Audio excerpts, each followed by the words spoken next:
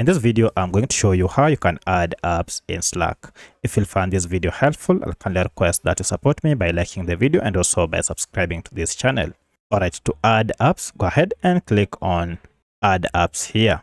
And this will take you to this app library where you'll see a lot of apps that you can add and install in Slack. Now from this, go ahead and look for your apps that you wish.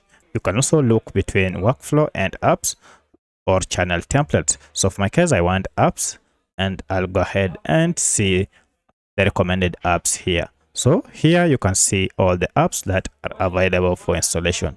If you can't find or see your app, you can go ahead and search for your app here, and you should be able to pick it.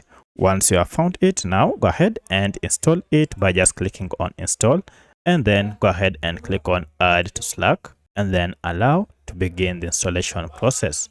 So that's how you can find and install apps in Slack. If you have any other question, kindly let me know in the comment section. Otherwise, thanks for watching, and let's meet in the next video.